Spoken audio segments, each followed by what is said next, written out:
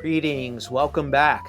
I'd say aloha, but it's anything but tropical here. We're in northern New Jersey, so you have the long sleeve shirts on, and it's been like one of the most brutally cold winters on record. It started getting this way in early December, and here we are in February. The heating prices are through the roof because it's been sub-freezing. As a matter of fact, it was colder here yesterday and over the weekend than it was in some parts of Alaska and Antarctica. I was watching something in my YouTube feed last night about how the coldest city in Siberia is minus 50. Here with the wind chill, it was minus 30 this weekend. So it's been brutally cold. Really haven't had time to work on the tiki bar or even tropical cocktails. So I've been revisiting film noir. And those are all your movies from the 30s and 40s. And it reminded me of a drink called Rita Hayworth. The first time I had that drink and the last time I had that drink was at the Polynesian in New York prior to the pandemic.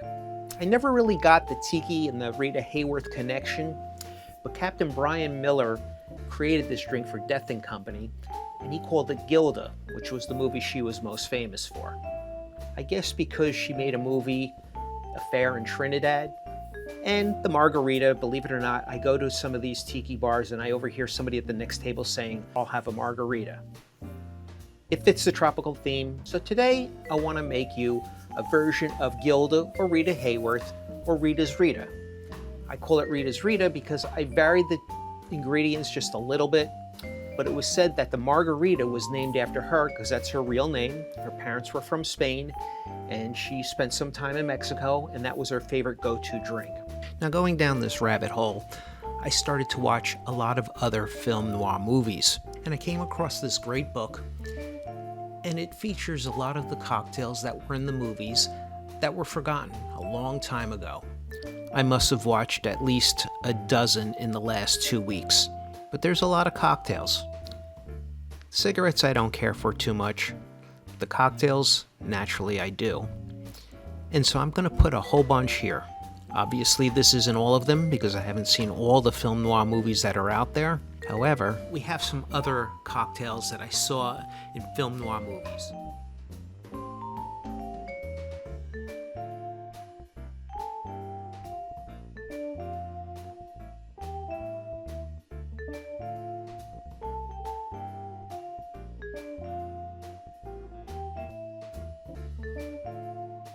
Everybody knows about Humphrey Bogart and Lauren Bacall. In The Big Sleep, she orders a Scotch Mist, which is simply just scotch over crushed ice, and you could even omit the lemon peel. She didn't have one in her drink. Believe it or not, it's a very refreshing drink, especially in the summertime. And I found it particularly interesting that her drink of preference at home was a White Russian.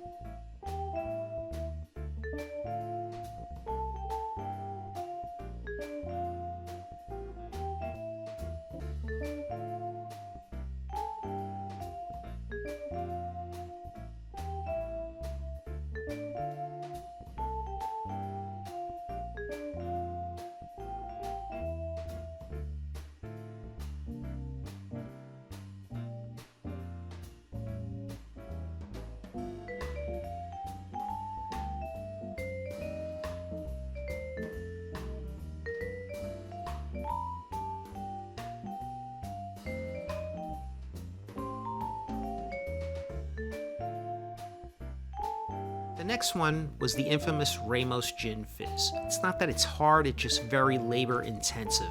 A lot of shaking involved to get that cream and the egg to make a nice foamy top. On paper, it doesn't look or sound so appetizing, but I tried it, and honestly, it's not bad at all. It's not as bad as any other Bailey's or Irish cream and vodka cocktail. It's just one they would have had 100 years ago.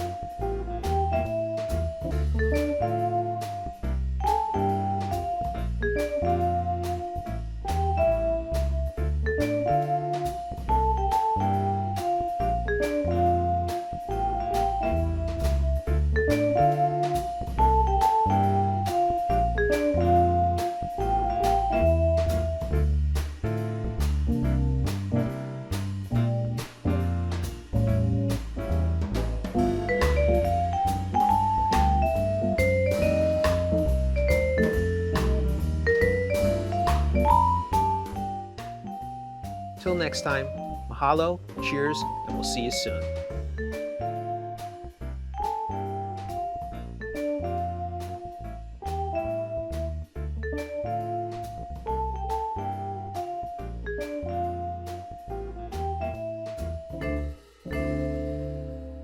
Isn't happy hour any time?